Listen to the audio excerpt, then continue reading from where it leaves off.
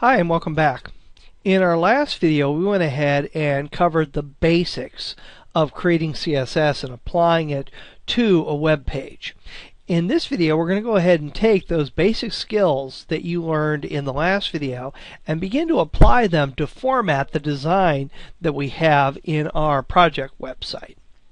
Now, if you downloaded the exercise files and are using the framework for this video, you're already going to have a CSS folder here created along with a styles.css file.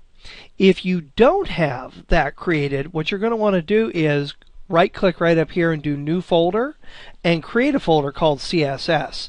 I already have one, so I'm going to call it CSS1, but you're going to call yours CSS. Then you're going to want to right-click on that folder and do New File and create a file called Styles. Oops, I need to type that out right. Styles.css. So very easy to create that. I'm going to go ahead and delete that because I've already got mine right up here. Now, I've gone ahead and opened up my main document right here, and I'm looking at it. And when we look at the HTML code, you're going to see right here, we have a link to the styles.css sheet. If you're not using the exercise files, you're going to want to go ahead and place this line in the head section of your document. And again, reviewing what we learned in the last lesson, the link tag establishes a connection between an HTML file and another file. In this case, this link is creating a link between our style sheet and our HTML page. And that's what the link reference or the hyperlink reference attribute here says. href, and then it's giving the path to that CSS sheet. The relationship between this document, this HTML page, and this document right here is that it's a style sheet. The type of style sheet it is, it's a text-based CSS style sheet, and the media that this style should be applied to is the screen. And you're going to also see below that I have the exact same line. The only difference is it's pointing to this print style sheet that we'll deal with in a later video. And the media type here is for print, and it's going to be this style sheet, your first one, that's going to be used when the page is displayed on a screen. If the visitor decides to print your page, it's going to use this CSS style sheet in order to print the material. And again, we'll deal with print style sheets a little bit later. So you need to create a link between this style sheet or the style sheet in your CSS folder and your HTML page. Now, you should see up here at the top a little button that will allow you to look at the CSS style sheet that you've attached. And again, that's the print style sheet, and these are a couple of JavaScripts that are also attached, which you could see right here. And again, when we start dealing with some of the content areas and that fading banner, we're going to talk more about these JavaScripts. But right now, you can go very easily back and forth between your HTML code and the link style sheet right here. And you're going to notice there's a little asterisk in the upper right hand corner of this style sheet indicating that there's unsaved changes in this particular document. Now, what I'm going to do is I'm going to go ahead and import a style sheet or a set of styles to get myself started with this project. And there are lots of starting style sheets out there that you can download. The one I use is sort of fits in with this HTML page. If you are looking for alternatives to mine, you may look at a couple of other frameworks. One's called Blueprint. The Blueprint CSS framework, that one you may want to look at, or there's another one called the 960 System CSS framework, and both of those have default style sheets for you to begin with. You can type all of these out as well, so either way you decide to do that. But I'm going to go ahead and go into my framework. And inside of my framework folder right here, you're going to see there's a CSS folder. And in here, there's a file called basic.css. And that's just, again, sort of my starter CSS. So I'm going to go ahead and open that up. I'm going to go to Edit, select All, and then I'm going to go to Edit and Copy. So I'm going to copy everything out of that basic CSS file. And then I'm going to come back into my main document in my style sheet, not in my source code, but in my style sheet. I'm going to right-click and paste that in. And this is going to give you a starting set of styles to work with. And we're going to later on delete some of the things we don't need here, but this is a really good starting point so that you don't have to retype all of these rules. Now, the first thing in any style sheet is going to be something called a reset. And what a reset does is it establishes a new baseline for all of the element styling in your HTML page. The problem with CSS is that every browser is going to have its own defaults for CSS styles. Internet Explorer is going to be different from Firefox, which is going to be different from Chrome and Safari. So in order to sort of level out all those differences, you use what's called a reset. I have the one here that I work with, but there are lots of different resets that are available out there. And the one that this is based on is the Eric Meyer reset. And again, you can go to Google and type in Eric Meyer reset, and you can see his original one, along with, or you can search for CSS resets, and you can find out more information about this. But basically, all that a reset does is resets all the styles to a certain set baseline, so you don't have to worry about the differences so much between the different browsers. You can kind of compare this to a painting. If you've ever seen a painter paint something, they don't begin painting directly on the canvas. What they do is they put down a base coat or a primer coat on the canvas so that the canvas is all that uniform color. And then they start actually creating their image on that prepared canvas. This reset is preparing your canvas for the styles that will follow. If I scroll down just a little bit more, and you can see all the styles that are in here, I'm going to come to another section called Global. Now, whenever you see a slash and an asterisk, and this text in gray here, that means that it's a comment. And comments allow you to structure your CSS file so that styles are grouped into logical categories, so you don't have trouble finding things. And it's good to use the same structure in every single CSS file that you work in so that you can find things. So I should say that so you can find styles. One of the worst things that happens to a lot of designers is they start off and they just start writing their CSS rules from the top down, and their styles are all jumbled up together, and they can never really tell where something is or what they're doing. And what that leads is to you creating repetitive styles and also to creating styles that conflict with one another. So always figure out some sort of internal structure for your styles. Again, I always start off with my reset, or every style sheet should start off with a reset. There's a lot of sh's in there. Every style sheet should start off with a reset. And then after that, I have gone ahead and created a couple global styles for my HTML and my body tag. I have all my heading styles right here. Then I style my text elements here. You can see some different paragraphs, some links, block quotes, strong, the M tag. I have an empty section for images, and this is where I would place any CSS that's meant to style an image. I've got some styling here for my lists, as well as tables. And there's some miscellaneous styles right here. We're not actually going to use any of these. And one of the last things we're going to do is we're going to delete styles that we don't need. And then, this is actually the most important part. I have a section here called containers. And the container names here, or the div names here, match the ID styles in that basic HTML page that I worked with a little bit earlier. If we go ahead and open up that basic HTML that goes with the basic CSS, you can see here in the containers, wrapper, top, banner, sub banner, so on and so forth, and these correspond to the containers that are listed over here. So we'll have no trouble identifying where our containers are and styling those IDs appropriately.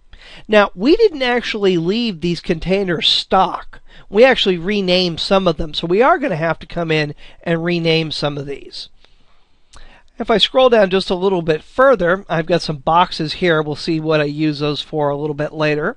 We've got some extra layout space, some space to put some navigation elements in for our menus. We've got some default styling for forms here.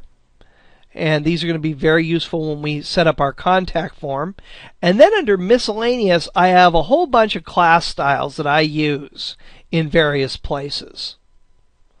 And again, we're not going to use most of these here under miscellaneous. So I'm going to go ahead later on and probably delete most of these styles. And then down at the bottom, I have some miscellaneous styles that I use for message boxes and error alerts and things like that. And again, we won't be using these styles in this project, but they're there if you wanted to use them later on.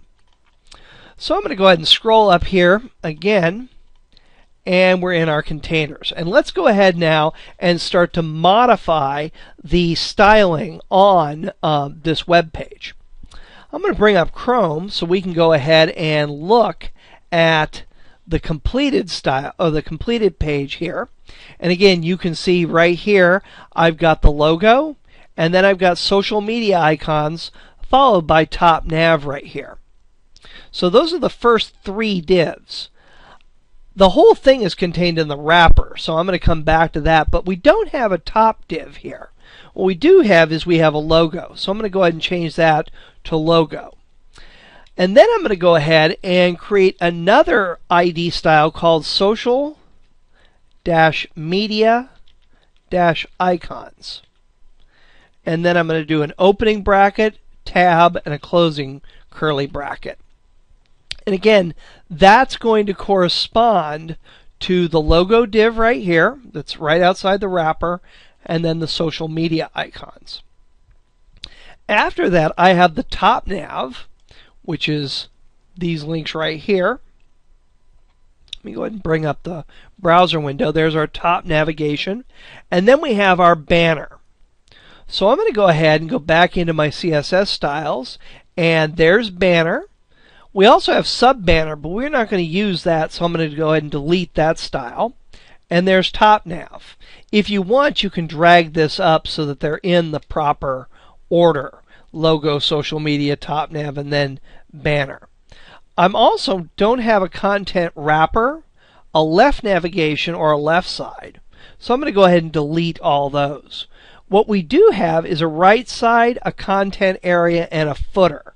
And again, if I bring this up, you're going to see there's our content area, there's our right side area, and here's our footer area right here. And I'm actually on the About page. Let me go to the home page here, and you'll see what we've been looking at. So I have the content area, the right side area, and then the footer area. So with those few changes, I've successfully set up all of the containers that I'm going to need for my design right here. And we're just going to start at the top and work our way down, styling each one of these elements. And again, there are two different aspects to CSS styling. There is the formatting aspect to it, where you change the way the fonts look and things like that. And then there's the positioning aspect to CSS. Usually what's going to happen is your formatting characteristics, changing the font, the size, the color, all that good stuff, is going to be done with tag and class styles. Whereas the positioning is going to be done using the ID styles that we have here on the containers. So let's begin. I'm going to go ahead and bring this up again. The first thing you're going to notice is that the design has been constrained into a certain area here. And the area that it's been constrained into is as wide as my image right here. So the design is actually going to take up 900 pixels because that's the width of this design here, or that's the width of this image. Ignore this margin space for right now. We're going to return to that. So the overall design should be 900 pixels wide. You're also going to notice that the design is centered on the page. So I need a way to center all the content. And that's what we're going to use the wrapper for. The wrapper contains all the design elements. So if I make that a particular width and center it, all the interior items to that wrapper, the top, or I'm sorry, not the top, but the logo, social media, top nav, all that stuff will also be centered and constrained into that area. So I'm going to go ahead and minimize this, and I'm going to come in here to wrapper, and I'm just going to go into code view here, and I'm going to add two property value statements to this CSS rule. The first is going to be width, and I'm going to make it 900 pixels. And the second is going to be margin. I want the margin to be 0 top and bottom and auto left and right. Now this bears a little bit more explanation. There are two properties that are commonly used to space things out. One is margin and the other is padding. They both work exactly the same. It's just applied a little bit differently.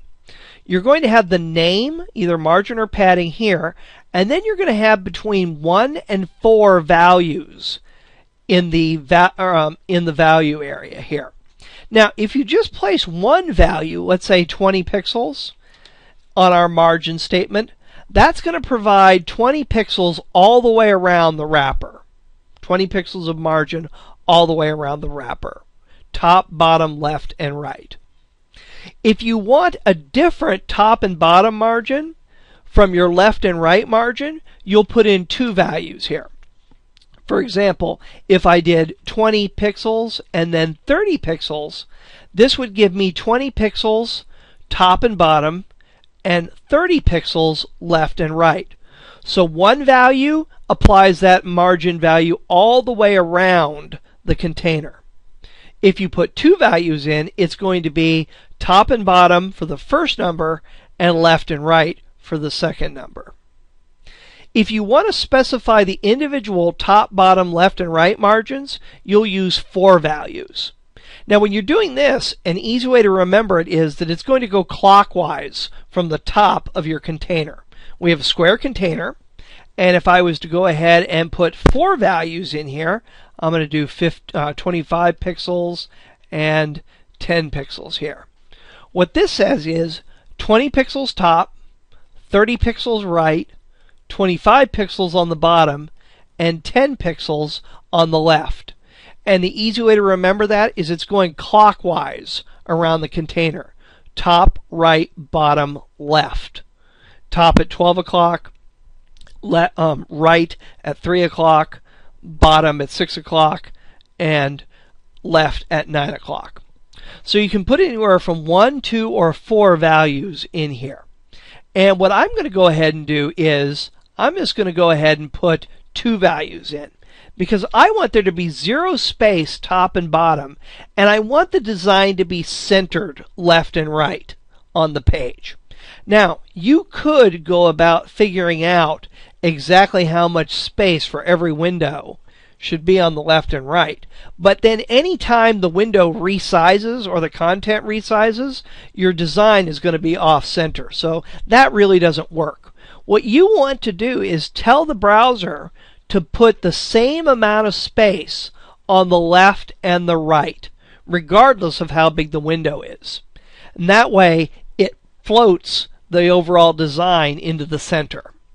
And you do that by typing auto for the left and the right value. So the margin is going to be 0 top and bottom and auto or centered left and right. And the whole thing is going to be 900 pixels. I'm going to save that and go into design view, and you can see here now the design has been centered in the page, and I have 0 space on the top. And you can see that's been cut off right there. So we've set up our wrapper. Now, before we go any further, I actually need to be able to tell where the wrapper space is, or where the content section is, and where the page background is. And right now, this is all just has a white background on it, so I can't really tell visually where things stop and start. I mean, I can, but it'd be a little bit easier if things were shaded in. And what we want is we want to use an image on this for this background. We're going to come to that later. Right now, what I'm going to do is I'm just going to use a color for the background of my image. So I'm going to come into here to code, and I'm going to scroll up, and if I apply a background color to the body tag, since all the content is inside of the body tag, the background color will affect the entire page. So I'm going to go ahead and do background dash color. And when I type a colon, it's going to bring up this little menu for me. I want to select color by using the down arrow or clicking on it, and then hit enter. And that's going to bring up this color prism. I want to come into here so I can exactly specify what I want, and I'm going to choose just this light color of beige right there. So I'll click OK, and that applies the background color of that background color to the entire page. Let's look at this in design view, and sure enough, everything has that beige color. Now, in our design, we don't actually want the wrapper area to have a color inside of it. We want that to be white. So I'm going to go ahead and go back into my code here for my style sheet. I'm going to scroll down, and I'm going to find the wrapper div. And I'm going to click in here, and I'm going to say background color. And this time I'm going to go ahead and select white. And you'll begin really quickly to pick up what these codes mean. If you want all black, or if you want something to be black, it's going to be 0, 0, 0. If you want something to be white, it's going to be FFF. And our CSS, our Introduction to CSS series, goes more into detail about those color values. And then I'm going to end that statement with a semicolon. So I've said, apply a white background color to the wrapper. And sure enough, when I come in here, you can see I've got a white background color on the wrapper. And you're also going to notice this image comes right up against the border. Now, there's an issue here right now. And that's because we want to center that wrapper div, but we also want some margin space outside of that wrapper div. You can see that right here. But the problem is, when I look at my style sheet, I can't give this both a value of auto. Whoops, let me scroll down here. I can't give the margin a value of auto and also say it should have 20 pixels on the left and the right. So here's what you're going to go ahead and do. I'm going to come back into my source code here, and there's the wrapper div. And what I want to do is I want to encase my wrapper div in another div. And you'll see this is kind of hard to explain at first, but you'll see where I'm going in just a moment. So I'm going to say div ID, and I'm going to call this outer. So that div is on the outside of the wrapper. And I'm going to go ahead and scroll down here, and I got to close that wrapper div. So I'm going to go ahead and do a closing div down there. Always remember, when you open your div, you have to close your div. Or whenever you open a tag, you have to close a tag. And now I'm going to go into design view, and you don't see any difference. And that's because we haven't formatted that outer div with any styling yet. And what I want to go ahead and do is I'm going to come back into styles. And I'm going to be in code view here. I'm just going to go ahead and copy this style, this wrapper style, by highlighting it and going to edit, copy. And then I'm going to go ahead and paste that in there. And I'm going to change the name from wrapper to outer. Now, right now, the outer is going to center on the page with a 0 top margin. It's also going to be 900 pixels. So again, you're not going to see any difference here at all. But now what I'm going to go ahead and do is on this, I'm going to go ahead and place some spacing. So what I'm going to do is I'm going to make the width of this container a little bit wider. I'm going to say that this is 900 and let's say 60 pixels. There we go. We'll save that and let's take a look and see what that does to our design. Sure enough, now I have some white buffer space on both the left and the right here. So that finishes up formatting the container divs, the outer and the wrapper div. The next thing we want to do is just go div by div, formatting the logo, the social media icons, the top nav, setting up our banner here, and doing our content area. So I'm going to come back into the code for my CSS here and scroll down until I find my containers. And the first one we're going to do here is the logo. Now, the logo, we want some space around. Right now it's pushed right up there against the top, and that's not going to work for us.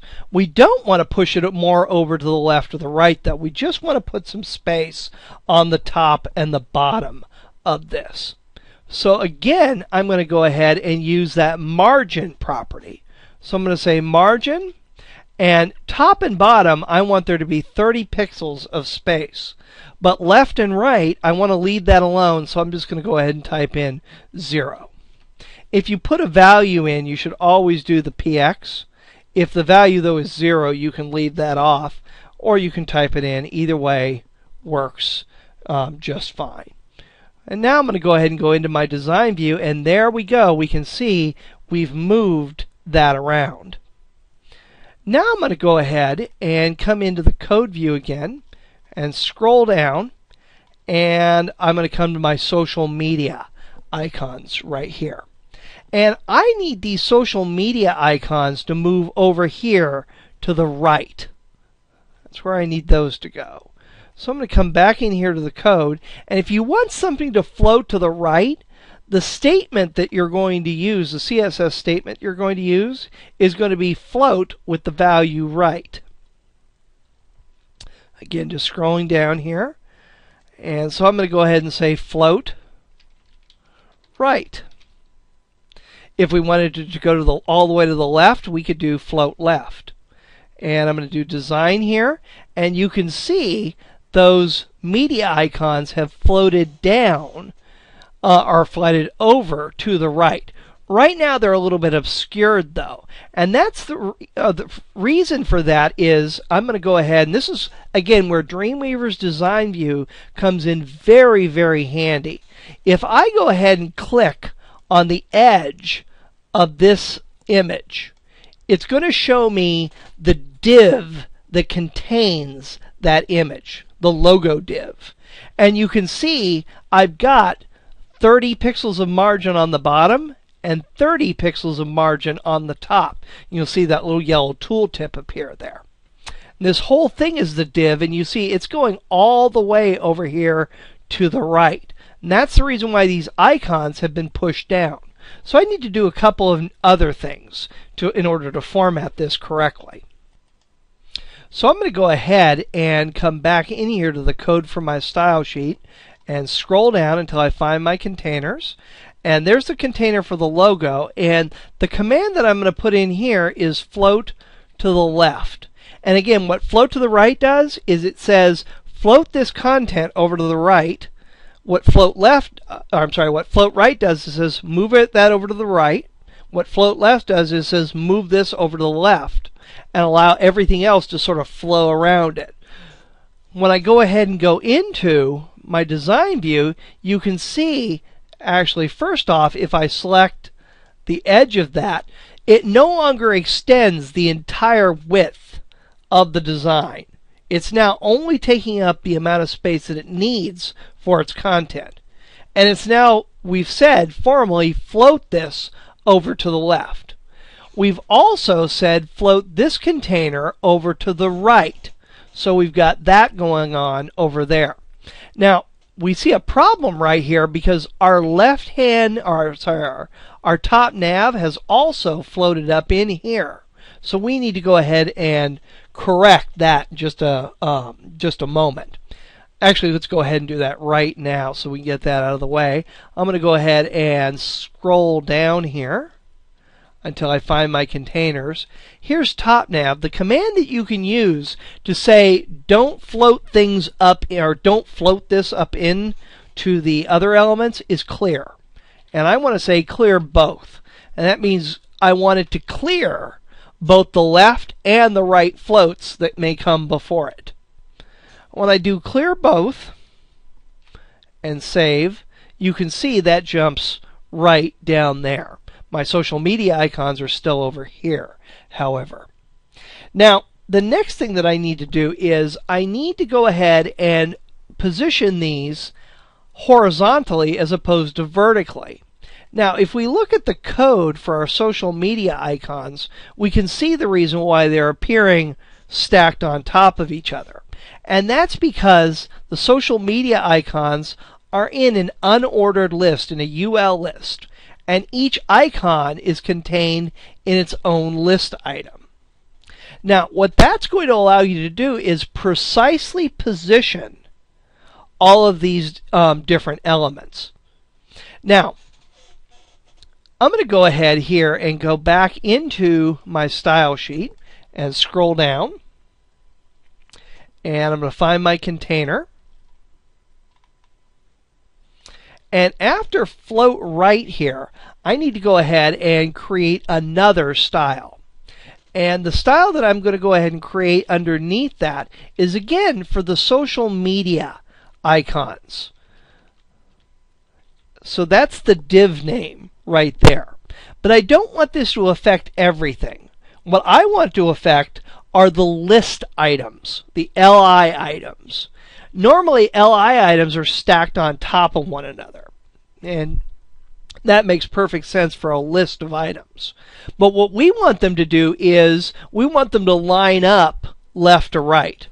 So what I'm going to go ahead and do is I'm going to say in the social media icons div, any ULs that have list items, So I'm saying look in the container social media icons. Find an unordered list and apply this style to any LIs that are in that unordered list. And I'm going to go ahead and just hit tab a couple times here to space that out so I can read it a little bit better. And what I want to go ahead and do is give this the property display inline.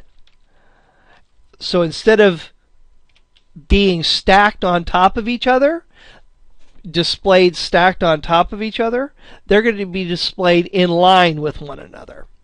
And let's go ahead and save that, and let's look at our design. And I need to refresh here. There we go. Go into live view and just hit refresh if this doesn't show up. And you can see your social media icons are now lined up one against another. So that display inline property will cause list items to be displayed inline as opposed to stacked on top of one another. Now, right now, these icons are right up against the edge here. I also want to push them down. Now, I could apply margin to each one of these individually, but I'm not going to do that because I want to take, and actually let's go into design view for the, actually let's go into look at the code here. You can see that this UL encompasses or encloses all these list items.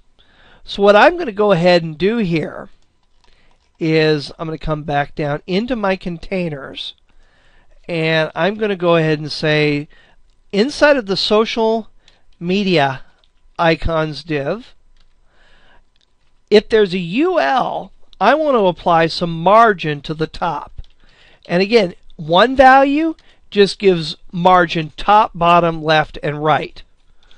Two values would give it top and bottom for the first, left and right for the second.